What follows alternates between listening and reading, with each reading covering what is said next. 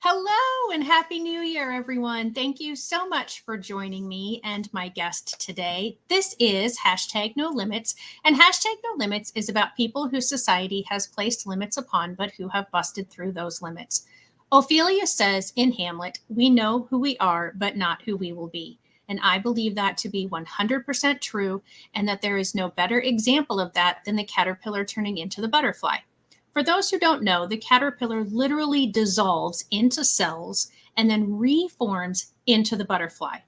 And then, as if all of that wasn't challenging and difficult enough, it has to struggle for its wings to be strong enough to fly once it gets out of the cocoon. If we as humans help it, we're actually not helping it. We're actually doing it harm if we try to take it out of the cocoon before it's ready.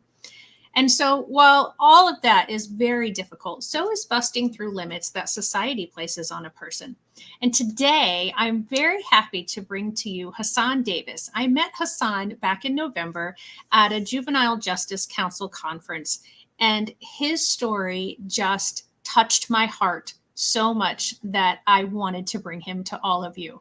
Hasan, thank you for joining us today. Happy New Year and welcome.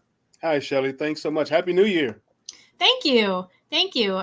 So it's been a few months since I've seen you. So what kinds of things, what kind of fun things have you done in that amount of time? Well, I got off the road after COVID kind of shut everything down, Yeah. and but last year, Yeah, things we're in 2023 now.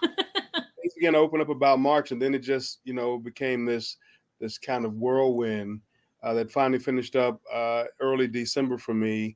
I was so excited to be back on the road, but to take that break, my family and I took a big vacation, took a big break over the holidays. A lot of us got together and did a cruise and traveled, just disconnected from the world and connected to each other, and that was very nice. My boys are both home from school and around the world in their own stuff, and so it was very nice. And now I'm ready to get back to hope dealing. Yes, absolutely. So I didn't say that. This is Hassan Dealer, the Hope Dealer. Hassan Davis, the Hope Dealer. Said your name wrong there. And so tell us, I mean, just your story is just absolutely incredible. So I'm just going to let you tell your story. If you want to do it similarly to how you told it at the juvenile council, that's great. If you want to, it's all you. This is all you, buddy. Well, I guess a place to start is always at the beginning. And I'll start with a few pieces, and we can see where we want to go from there. So, as a young person, I experienced a lot of challenges. Um, internally and externally. Internally, deaf in one ear, severe visual impairment that continues to, macular degeneration that's continuing to be a challenge, ADHD and dyslexia. And so those as a combination as a very young child really created lots of challenges.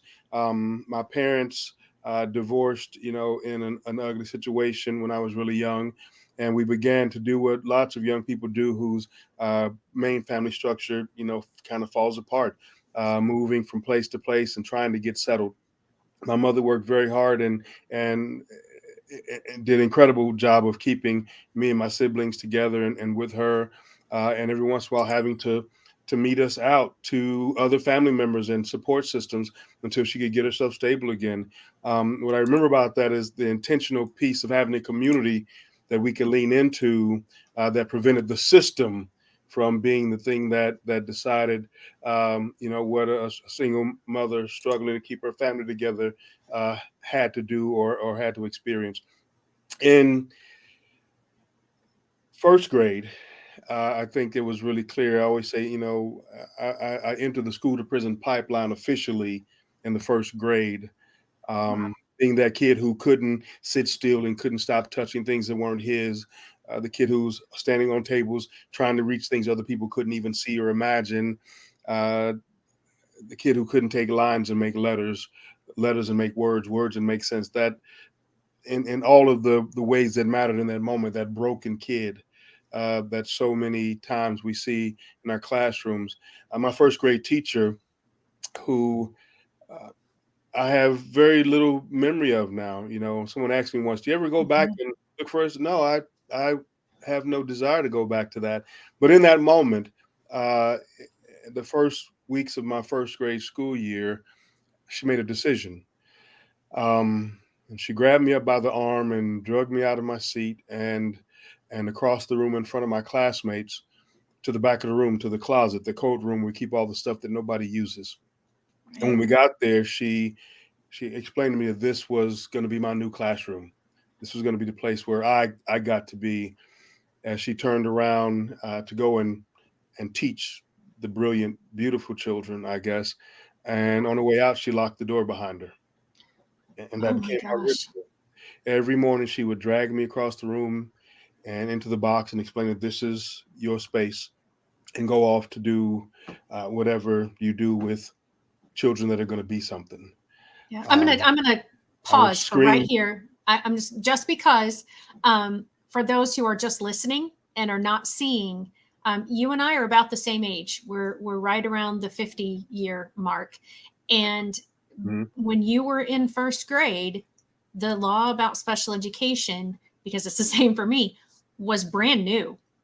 Brand new, And absolutely, yeah, absolutely, and yeah. so I didn't want anyone who might just be listening and who didn't see the both of us and see how what our ages are, we're thinking, oh my gosh, this maybe just happened 10 years ago or That- something. So yes, so yes, this and was that's this was in like in the 1970s, 70s, and that's a early great point. 80s. One of the things, as a professional now, looking back, I realized that um, literally, it was like the year before that, maybe even that year, right, that all of this legislation had been passed, and so in some way, it doesn't make sense. The value of it and the treatment doesn't make sense. But people ask all the time, why didn't anything happen to that teacher? Well, because we didn't know anything about this. We were trying to still figure Right. this out in so many ways. But so she would lock me in that box every day and explain that this was the place that I was going to be. And I would scream at the walls and punch the coats and but I would go home and I didn't tell my mom. She was trying to make sure her babies was in the same place next month and had 3 meals, and she had real things to worry about. Right. Not worrying about this kid who clearly the world was telling me something about myself, and this is all my self talk and internal pieces. But my mother always had this amazing sense of power and purpose. She would tell us things like, you know everybody faces difficult things, but you have to figure out how you got into that difficult place and then how you use it. What can you do with it? Because there's a lesson in everything. And I didn't know, but after days and days of being locked in this box, one day I dried my eyes and stopped punching the coats. And I looked up, and I don't know why it took me so long, but I realized that coat room is where all the other kids kept their lunch boxes. And all of a sudden, God's plan was revealed, like, the heavens. Because Susie always had the peanut butter jelly sandwiches without the crust.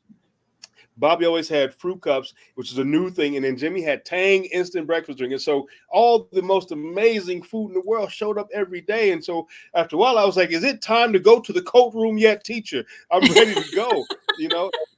Because so at some point, mama started coming to school complaining about their babies coming home hungry.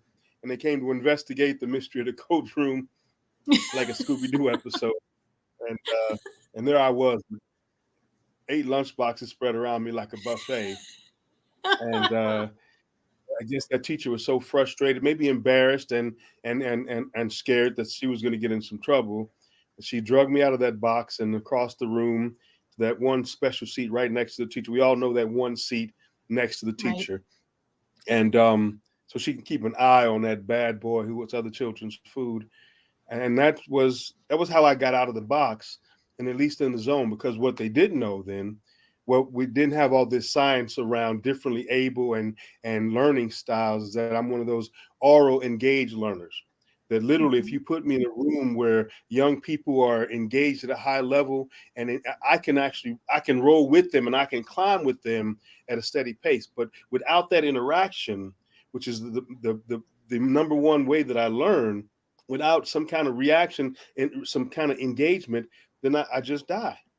And so Right. being back in the space was enough to at least keep me going and give me an avenue out. And so that became my journey through childhood, was always through a lens of being removed from class, being isolated, um, having having teachers call me out when it was time to do reading, open reading. We would go around the room, knowing that this was the piece, and they would, instead of being gracious and giving me a space, oh, we'll just give it a try. And so the kids started learning really quickly. Don't sit really close to that guy, because when the teacher calls him, he's going to find somebody, because I'd rather be that crazy kid who attacks Right. people for no reason than that really stupid boy who can't read a paragraph. And so school became a really tenuous place for me. I navigated 5 different elementary schools over a short period of time, 13 different home environments, as my mother continued to move to try and find us that place of stability. And then at 11 years old, on top of all that, I had my first real deep run-in with law enforcement. I got arrested with my buddies, and long story short, wound up on probation for the rest of my childhood. Wow. And there's a lot that goes into that when we look at the statistics and the data that is really clear, not just in the last 20 years, but the last 40 years or so, Sure. how young people with disabilities and experiencing the world with challenges are often more likely to be targeted in educational settings, isolated, restrained, removed, secluded, suspended, expelled. And then Right. those same young people become more likely then to experience the other things that come from that. Higher chances of involvement in law enforcement. If you happen to be a youth of color, if you happen to be a youth experiencing poverty, then those are multipliers. And so, Right. as a Black male with learning challenges in poverty, navigating systems, it was there were some folk who were basically saying, go ahead and just wipe this one off the board. There Yeah. is no way this gets better. But for a mother who, again, with amazing advice, but amazing actions. When I got arrested, I was at the police station with my buddies, and there was this long, drawn out drama that really captures what that day was, um, including having uh, one of the police officers who happened to be a cousin of the manager of the apartments we lived in. And, I grew up in Atlanta, Georgia, and the surrounding area, East Point, College Park, which at some point was identified as one of the most openly racist, Ku Klux Klan. I mean, it had all of that stuff. Wow. And Yeah. so even in our apartment complex, these apartments, we have a clubhouse, and it did things that you imagine clubhouses do, have parties. But the job of this police officer when he was off duty would be to sit outside the clubhouse and explain to those of us who were not white that we weren't actually invited to this party, even though it was a party for all of the residents of the community. And Oh my so, gosh. so we had moved from there, but he comes in. His name was Gil, and I hope that he's still living his life. But um, he came into the police station while we were being processed and looked at the 5 of us and just said outright, "Wow, I didn't know that call was about you all when it came in. If it was, I would have took it." And then he just kind of grinned. He says, "And I'm pretty sure you wouldn't have all made it here today." And he Oh just my walked gosh. on past. And so that was the tension of the day. And then all my buddies we're all between the ages of 11 and 13, and this is kind of the environment. So all the mamas start showing up, and they all come in like mamas in crisis do, Mhm. sideways, sometimes angry. And one of the things I realized again in this work is parents, especially mamas, but parents of young people who are navigating these systems have only a few responses when the system is throwing so much at them. You Right. see it when we talk about education access, when we're talking about the courts, we're talking about child welfare across the board. If they can show up angry or ugly, right? Yeah. And I mean that's kind of it. And when they do, the system does such a great job of saying, well, if you're going to talk like that or act like that, then we're not going to deal with you. even though, we know that that anger, covers up fear and embarrassment and concern about losing your babies and losing the things that you're really trying to do, even though life is hard. These mamas and daddies are working hard to make something happen out of nothing very often. And so, again, as a professional now, when I have I'm the former commissioner of juvenile justice for the state of Kentucky. I ran the entire juvenile justice system here. Um, I'm vice chair of the Federal Advisory Committee on Juvenile Justice. I advise and coach leaders across the country. And when I talk to them, I say it's so critical for us to understand now that all of us are in the service work to people who are in crisis. It is the nature that they don't even get to us unless there's a crisis. And we have all actually been trained to deal with crisis. So how is it that the only people in a room who have been trained to navigate crisis are the ones that have the right and the ability to say, well, I ain't going to talk to you because you called me out of my name, to get indignant and upset because people in crisis show up at our doors? And so for me, I started pushing my team to say, look, you can't, I know it hurts your feelings, but take a deep breath Mhm. and get over that, because after that, you are the only person in the world who might be able to actually come to something better at the end of this conversation than where we started. And so Yeah. I asked those professionals, not to take this personal. Whether you're a probation officer or a school counselor or a court worker or a social worker, all of us have this skill set, but our feelings get in the way of the thing we came to do. Right. That being said, all these mamas came in just that way. And my mother hadn't showed up yet. So I was like, maybe I should just ask the police to keep me. That, that seems like a better alternative than going home tonight. And but she finally got there. And she came in really and she was calm I was like, this is not good, right? Because they come in all excited, they're trying to get their head around the fact there's a problem. When they come in calm, they've already got a solution, and I was so afraid what that solution would be. Uh-huh. She did the paperwork, thanked the police officer. I was like, this is not good, uh, and I was like, okay, all right, maybe you don't go off in a police station like that because there's a chance somebody might arrest you, right? I mean, this and Yeah. but I don't know when we get outside. I don't know what I'm going to do. So we got outside. I always tell people I did the near, far, near walk. That's when you walk close enough to somebody that everybody knows that you're with them. You're close in proximity, but you're not actually close enough to them. They can reach you if they start to swing off a sudden, right? So it's Right. near, near, far, near walking. And I'm watching her eye in case she jumps, and she's just calm.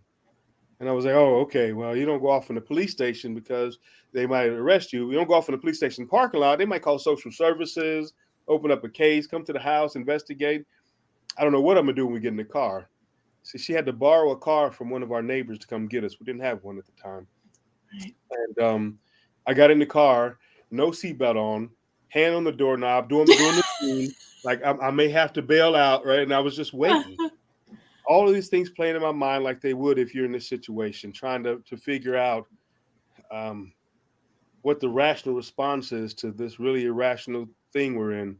And so we're driving, and it's late. It's a Sunday, and we've been out all day, and so it's late, and we're driving through past the street lights, and somewhere along on the road, I finally got the courage to look up at her, and she was just crying these huge silent tears. Mm. And she looked down at me and she said, "Baby, if you could just see what I see every time that I look at you, Oh. and you know how great you already were." And all I could do is feel really stupid in that moment. I was like, how do that's not something you can react to, and oh, you don't understand. I got to survive. And so Right. I just sat there trying to figure out what is it with this laundry list that's building behind my name, of who this is to the whole world. How could she still look me in the face and say those words without blinking, without laughing? And so it made me curious. If Mhm. she see something, then maybe I was the one that hasn't been looking hard enough. Now I call it the double vision. It's like the core of what I think when I think of hope dealers. the ability to see clearly the truth of the present and acknowledge this is where we are, and at the same time still see and imagine with and for them something much more amazing and powerful because you are there with them. Yeah. And that settled me. I mean, I was, and again, the judge put me on probation for the rest of my childhood, making sure that any natural action that a teen or preteen would, with the frontal lobe that's not developed, would do in the world would trigger a response that would take me out of the world for however long. And so I began to spend lots of time with my mom and my stepfather, who would come into the picture. And, they got me involved in arts. They got me involved in creative outlets. And one of the things that we know is young people who have access to creative engagement, the ability to expand and explore who they are in the world, are much more likely to see and value other people in the world. We know that social emotional engagement tools of self-management, the ability to see and value other people, to be part of a team, all those things that we want young people to have, not soft skills, but essential skills Right. necessary to navigate in a community, all come from creative engagement, which, by the way, are the very first things that are taken away from young people in poverty, young people experiencing challenges in school, young people of color in poor communities very often. And so all the things that we know stabilize young people and give them a breadth of experiences to think about who they could be in the world are the things that we lose. And my mother, we went off on and off the food stamp rolls and on and off of welfare, and we struggled in public housing in one way or another for a long time. Getting wake up in the middle of the night saying, "Get up, don't turn the lights, get your stuff, we got to go. You've been in new school tomorrow." But at the same time, my mother would go out of the way to take us to the High Museum of Art to make sure that we went to Mm. the symphony. Whenever the school took all the kids to the symphony, it only cost $1.50, but she made sure, even if it was, she put those pennies and nickels together. She would put us on the bus and take us downtown to live theater. And there would be people who criticize, if you're barely making it, you shouldn't be spending money on that. And my mother was adamant. She's an artist and she believes in the arts. And she says, what my children need is to know that the whole world is theirs.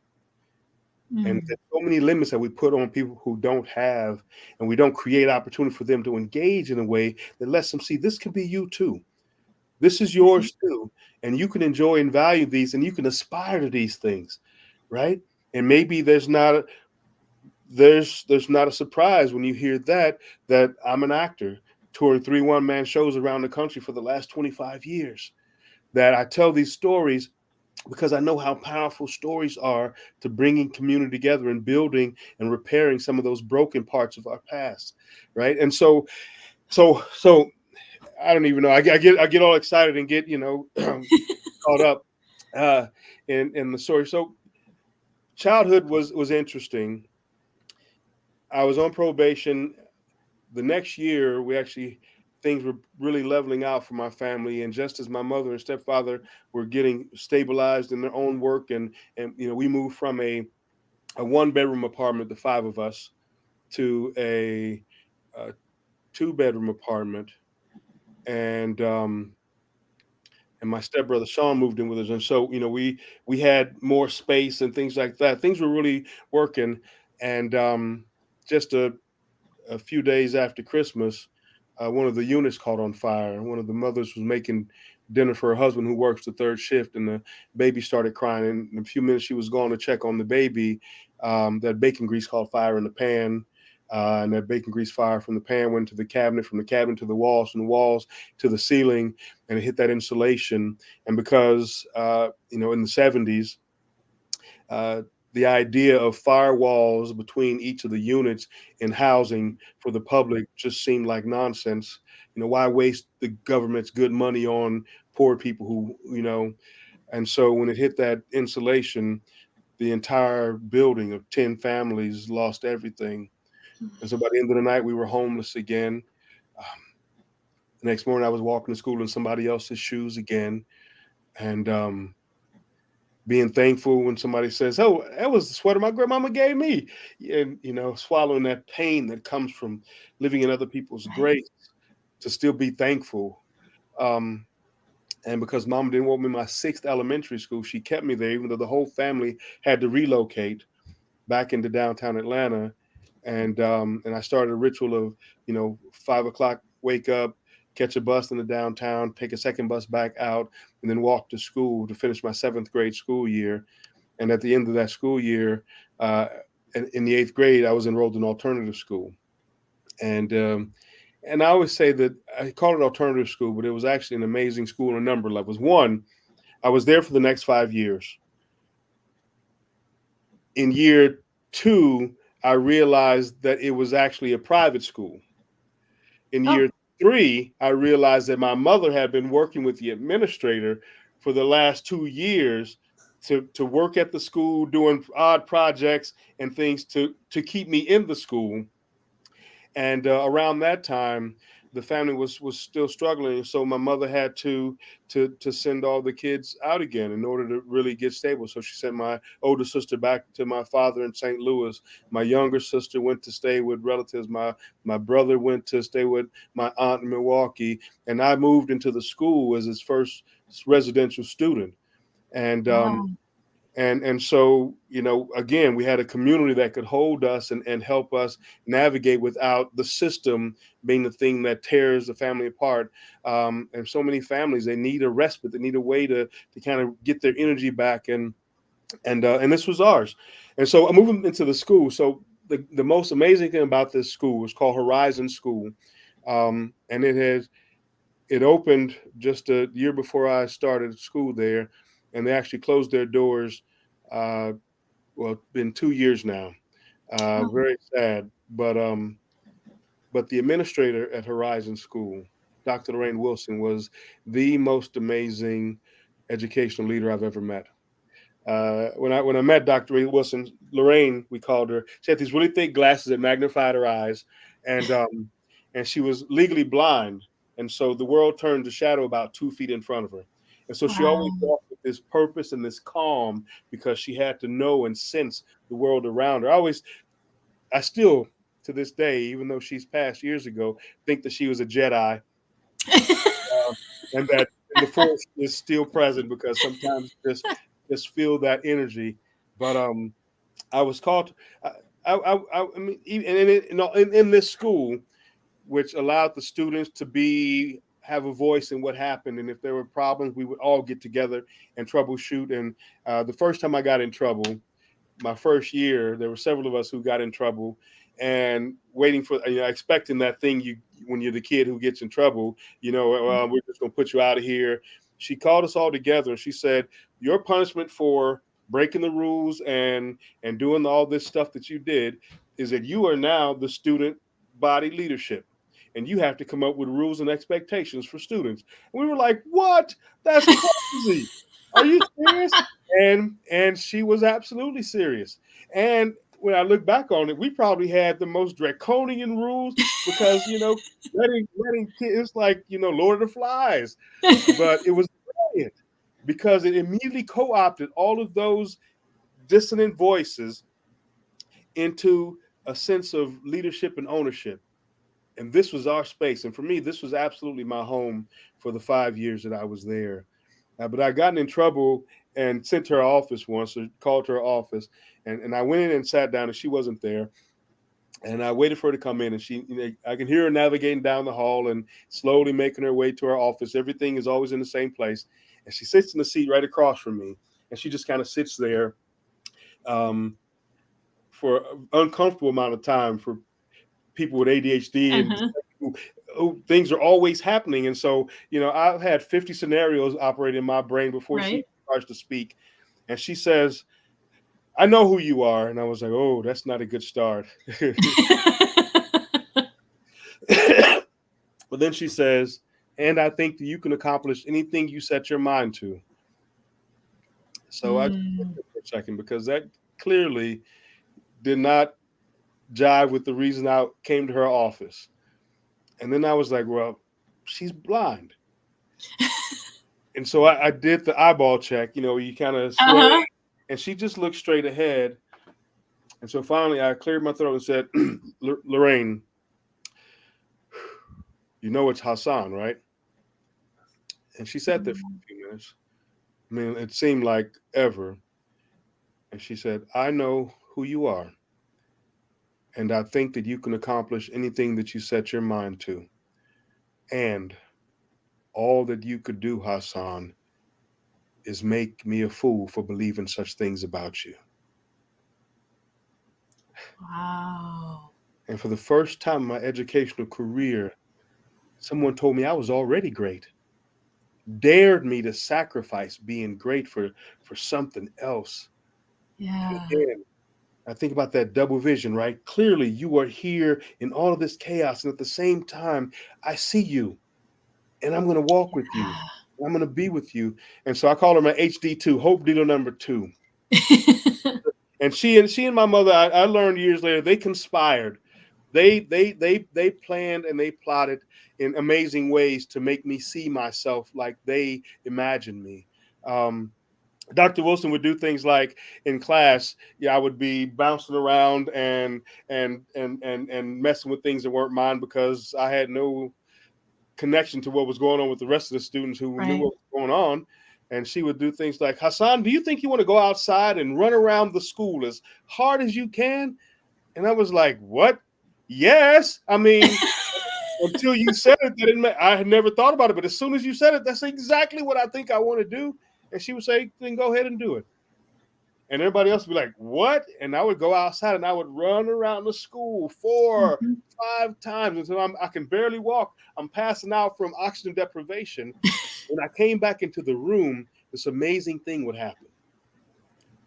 You ever, there are these commercials like for Claritin or nasal, Benadryl, all these Mhm. about being congested. And the first, I saw one about 5 or 6 years ago where like it starts with this really blurry picture. Yep. It's like your TV is blurred. You can't quite see. Mhm. Everybody's talking. It's all like this, and then they take the medicine and then they pull the edge back like a film, and there's this beautiful crisp spring picture. Have you ever seen Yes, yes, absolutely. I know exactly what you're all talking about. that?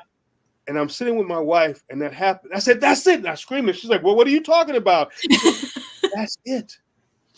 That's what happens when I can burn off enough energy to slow my brain down. The whole world gets sharp edges." And Dr. Rain Wilson taught me that.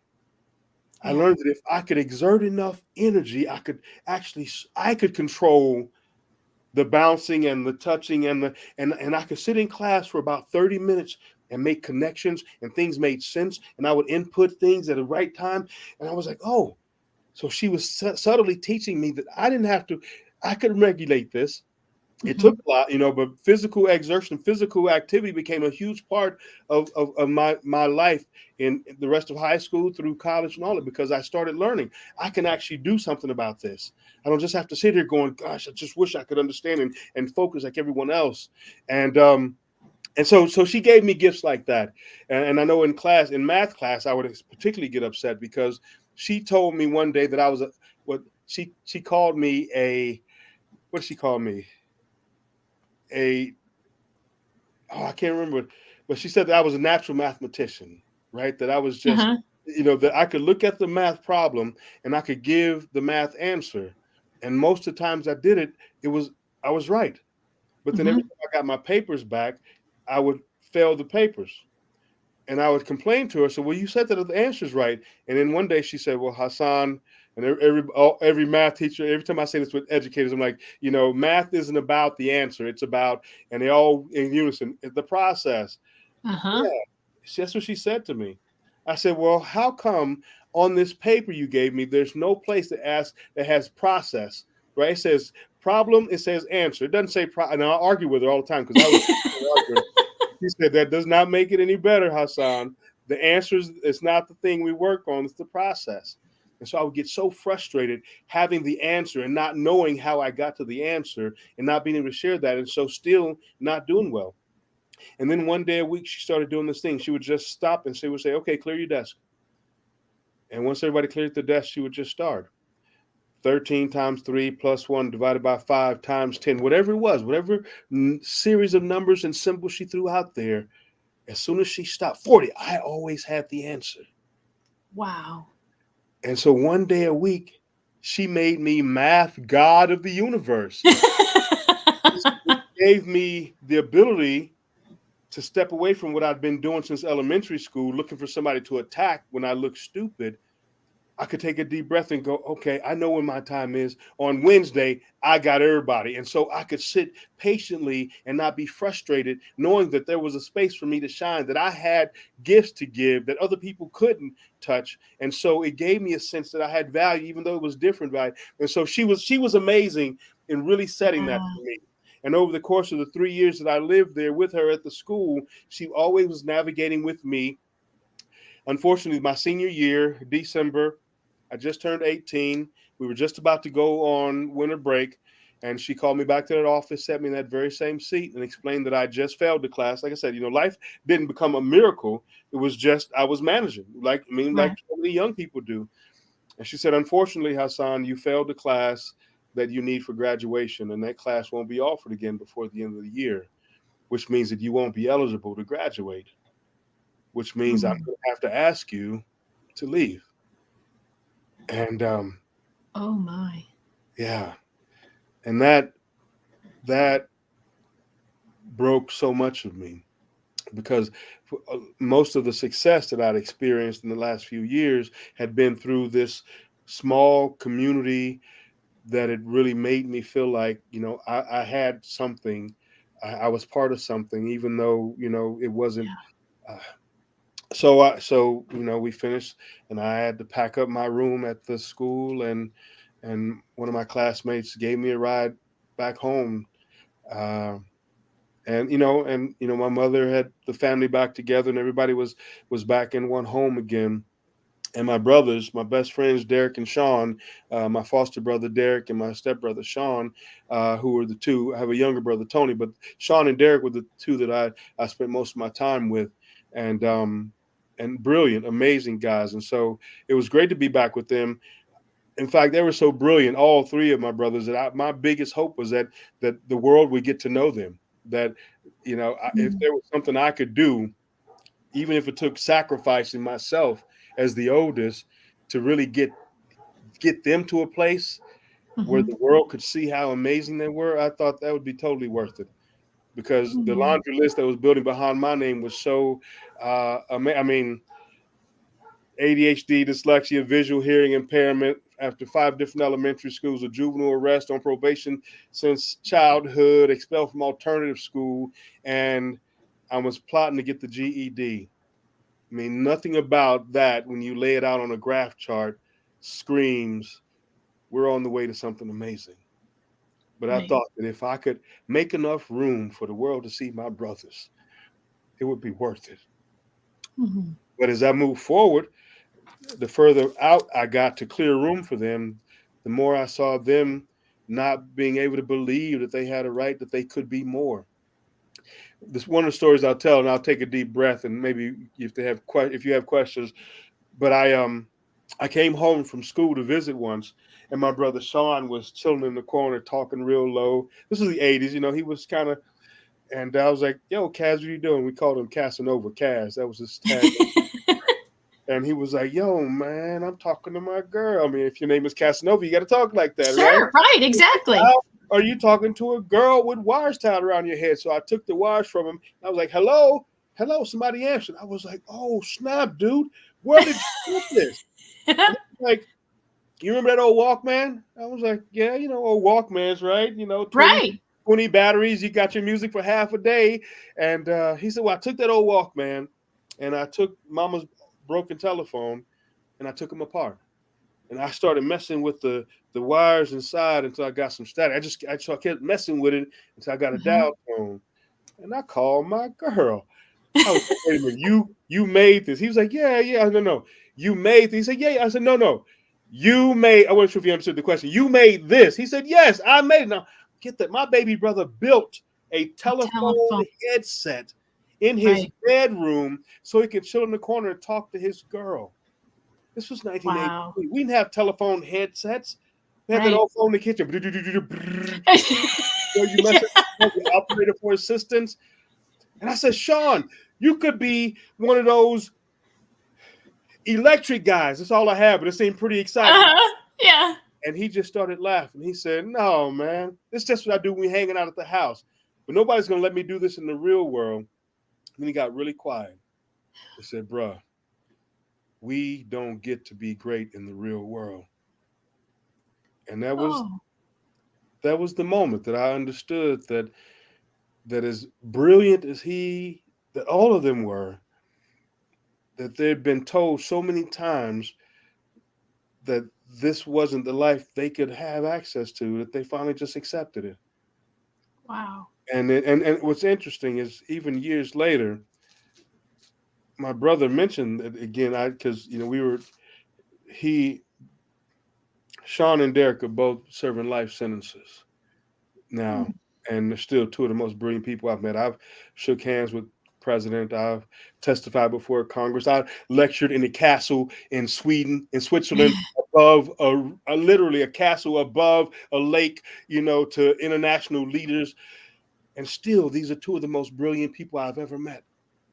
But there's so many young folk who navigate in the world that get that message that this ain't for you so Right. often that they finally just say, okay, it must be true, or everybody wouldn't be saying it. And the thing that having those voices is a big piece of it, but then you have to believe and continue to push hard against it. Because years later I went to visit my brother, and he was joking about something that happened between us, and then he got really serious. He says, "You know what I wish, man?" He says, "I wish that I could have believed mama when she told me I was great." Hmm. And it hit me, because at first I was like, wait a minute, I thought I was the only one she told that, right? 'Cause, you think that you're special. Right, but right. then but then it struck me, especially when I put it in the framework of what it means to be a hope dealer, right? We don't know when or how or who is going to touch, but if all of us are investing like that, then it might be something. So good hope dealers are telling everybody, not because it's a fancy word, but because they believe it and they're willing to do what it takes to help you get there. But you got to believe it too. Yeah. And so, this quote that I use often, that I have: "Hope is a seed planted in rocky soil, with no knowledge of how deep its roots will sink or how many its fruit will feed. But we still choose to plant and to wait and to see." It's all about the potential. That's the great thing about hope. It's a future lying statement. It's not about right now. It's about what I do right now, how it could, in the perfect circumstances, with the right light and the right energy and the right courageous heart, it could bloom into something amazing. And too often there are folks who get into this work at some point who feel like they're not doing anything good because they haven't seen anything amazing, not knowing that every time they show up is the amazing part.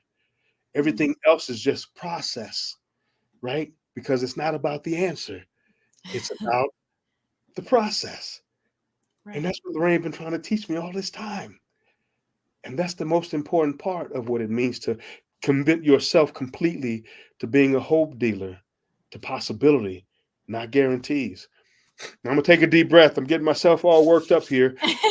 Um, sorry And about that. I'm gonna try to compose myself enough to have some responses to all that amazing stuff that you shared, and some of this I remember you talking about the day that I met you, and some of it I don't know if you didn't talk about or Yeah, it but I just did, yeah, didn't yeah, resonate with me then. But um, there, one of the reasons that I do this, and one of the reasons that it's called hashtag No Limits, is for the exactness of what you're talking about with mm, you and your brothers, that we should not limit somebody's potential because of our own biases or beliefs or that's so, um, yeah, even some of our yeah, experiences. I mean, we all have bad days. Some of us have bad years, but that doesn't mean that there isn't a beautiful seed, just like you just talked about, planted,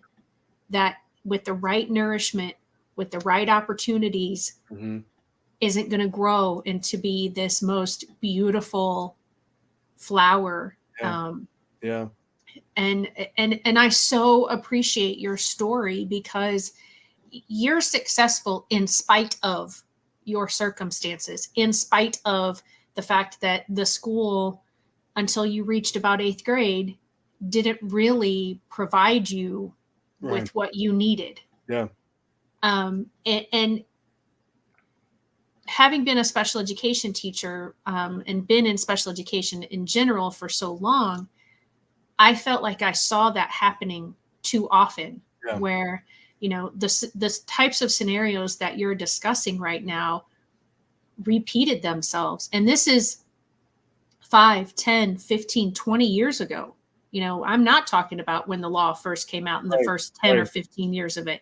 Right. I'm talking about the last 15 years of it being out there and how much we should know by now, but yet we're still making a lot of the same errors in judgment and a lot of the same heart issues. I think there's still a lot of misconception about people's abilities. Yes. And, whether that is their ability to, have the kind of life that you have and be the kind of person that you are today. Whether that is that somebody is born with, or an accident occurs and they now have some sort of a physical or a mental disability. Right. Whether that is that, they're born into an impoverished country. I mean, there's so many stories out there. You're right. Like yours. And I wrote a book with 9 of them in it. But I thought there are millions, literally millions more. Yeah. And I want to try to showcase those stories because they're inspiring to me and they are filled with hope.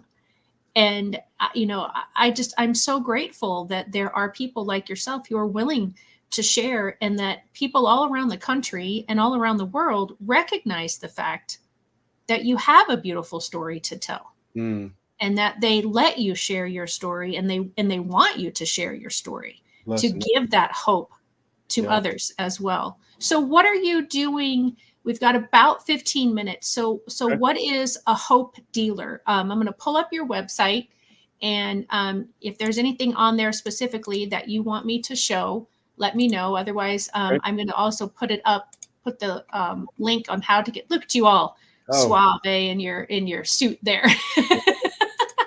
Back in my commissioner days when I wore a suit every day. All right. I don't do many suits nowadays, but I try. I mean, I don't want to look like a bum, but gosh. Yeah. So you talked about that you were the head of all the juvenile justice departments in Kentucky. So what is HasanDavis.com, which is the website? So it's HasanDavis.com.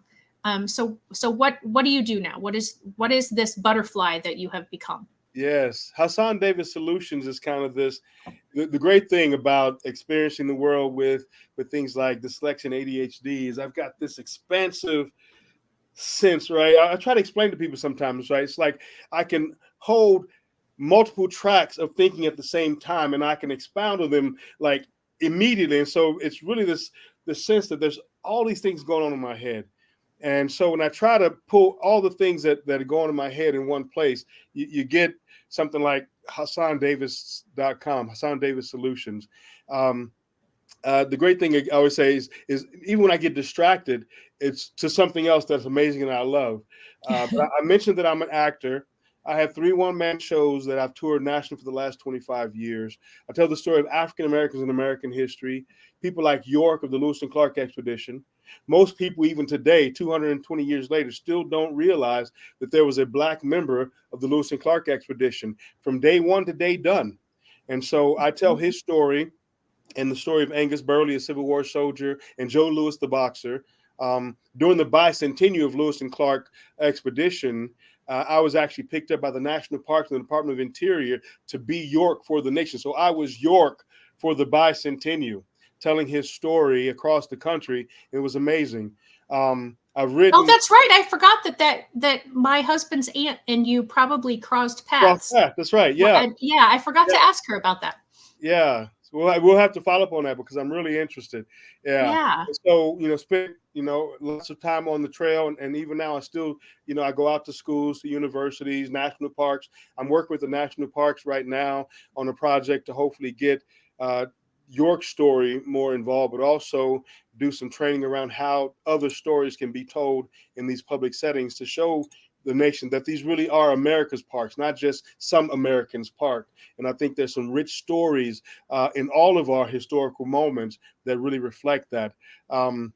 I've written 4 books, written off in The Journey of Yorker right there. York is a children's book based on the York story that I tour. Written off is my story, my memoir, of navigating delinquency, poverty, and what is it? I can't even remember what the tagline is. Delinquency, poverty, disability, and delinquency is transforming the It's juvenile transforming the justice juvenile system. justice system. Yeah. And then just last year, just in the last 6 months, I've published 2 more books. One is a book of poetry called Human Rights, WRITES, and it's really a collection of Mm. lots of my poetry from my early and late childhood, navigating systems and navigating those difficult places in the world to tell the story of what it's like to be in that and from different perspectives. And then my newest book is actually The Race, and it is the story of a young man who escaped special ed class. It's not even up yet. I mean, it's only been out a couple months. I've got a copy, but it's actually the story. I read it at the conference, Yeah, but I thought so. the illustration of it, I've been excited about it. This is my early copy, actually my author copy, and so it's in black and white. But it's the great story. Well, you can't even see it, of a kid who escaped special ed class, basically, to go out and see what's going on outside in the world where there's so much excitement, and then the teachers and aides tracking him down and saying, "Oh no, that's not your life. Come back over here. This is what you get to do." And Sorry for those of you who are watching me get bigger and smaller. I was trying to find the button where there you go. I could make Hasan be the whole screen, and then hopefully his book would have shown, but I am not smart enough to figure that out for some reason. I don't know why. That's all right. Yeah, but it has been, so what I'm excited about The Race is that I actually wrote it based on my own experiences and then experiences of young people I've heard over the years. And it starts with a kid who's, it was a day like the rest, me sitting right there with the lost kids in another special class where we would fit the round pegs in the square holes all day. As the teachers explained, we were made just that way. And that's the start of so many sad stories in our Yeah. schools and our communities, and explaining, people telling you that this is the best is going to be for you, so you should be okay with that. But then he finds a note from his mother, right, his hope dealer, saying, "Hey, I know you're there, and people telling you you're there, but I don't think that's where you need to be. But you need to figure out how to get out of there and not accept this." And then he looks up and there's a window in the room where he's never seen the window, and he hears all this excitement outside. So he escapes out the window and down the pole and goes over to the track where everybody's doing this exciting stuff and tries things that he's never tried before and fails, but does amazing for him, his personal best. And then he gets pulled back to the class saying, "Oh, that's not the life for you. This is much more safe. This is better." And that interesting. That is there's one line, there are round pegs in your future. These square holes must be filled. It's good work for your hands and your particular skill. And that line in particular comes from a conversation I had with my voc rehab counselor in Mm. law school. After I successfully navigated college, which took me 7 years and being expelled 3 times and fighting my way in, I decided to go to law school. And when I got into law school, I finally said, I'm going to go see a voc rehab. I'm going to finally go get a champion because we are about to just tear things up. And I went to see my new counselor. And after going over my records and, my big file of, oh my goodness, she had she had the most compassionate look on her face. And I imagine so many folk who care about broken children and broken lives. And she looked at me and she says, "Hasan, you have failed your whole life. And I'm really afraid that me supporting you in law school is just going to be another failure. And I can't have that on my conscience. So Wow. here's what I've decided to do. And she opened her drawer and she pulled out a handful of pamphlets and booklets. She says, I have all these amazing programs where you could learn to do something with your hands, something you could be proud of for the rest of your life. And I think this is a much better, much safer bet for us. Remember to listen to the tone. Us, she kept saying, we Uh-huh. aren't going to do well, right? This was a total investment in her not wanting to fail by me failing, not recognizing that I'm used to failing. I got scars over 90% of my body from failing. And the amazing thing is, I've gotten up every time. And so Yeah. often when we're in that position where we're looking at young people who are navigating crisis, we're like, oh my God, I don't want them to fall again. Instead of going, look how tough they are. If they fall down, they're going to be good. Let's take it up a level, Right. right? Yep. Not lower the bar so they can trip over, but Yep. let's raise it so they got something to go for. And so that frustration at the beginning of my law school career, I just walked out of her office and never went back. I was like, okay, I guess I'm going to have to do this like the rest. I'm going to have to fight through every day of it. And I got expelled 3 times from law school. I never missed a day of class because I just told them I'm not leaving. They're like, maybe you don't understand what the word expelled means. Like, I have lots of experience with that word, my friend. I'm just not leaving. Maybe you didn't read my application very closely. But the idea of the race is that there are those around us and those who are us who don't give up, who and the things that we accomplish are amazing for us, if nobody else, but it's because we refuse to accept that somebody else knows us better than we do and knows what's best for us in our dreams. And I think in our very best work, in your best work when you are supporting IAP development, is helping people imagine themselves greater and then helping them plan to get there. And whether they get there or not, again, the definition of hope is not making everyone successful. It's giving everybody the tools and on the path to decide if that's the success that they want. And there's so much about what we are missing in many of our environments right now. Yeah. I'm sorry. Let me take a deep breath again. No, unfortunately, I may have to have you back. That's not the unfortunate part. The unfortunate part is that we're out of time. But I would love to have you back because, That would be like I said, wonderful. your story is just so incredible. And this sentence that you have on your website, which I know I've stopped sharing, but I've jumped back over to it, is how do we ensure that every child achieves their greatest potential? And that's exactly it. That's the hashtag no limits right there. That's right. We are to write, when I'm writing IEPs, I'm trying to write so that the child can achieve their fullest and greatest potential. That's exactly it. That's it right Yeah. there. And I mean, imagine how much more wonderful our world could be if everybody believed in everyone else's potential. Potential. Yeah. Yeah. Absolutely. Yeah. Well, Hasan, thank you so very much Absolutely. for My pleasure. joining me today. And yeah, I mean, if we can work it out that you can come back another time, um, you're just such a wealth of knowledge and you have so much great insight and so much hope. Make sure people, if you are listening as a podcast, once this gets out that way, or if you've joined us today, thank you, Fran. By the way, she did say Brad. hi from Southern Illinois. And anyone else who joined today that didn't comment or is watching this in the replay, make sure you visit HasanDavis.com and check him out. And if you get the opportunity to listen to him in person and you get to meet him, he's such a fun guy. I had the opportunity to go out to dinner after the conference with him and a few other people and get to know him and his son a little bit better.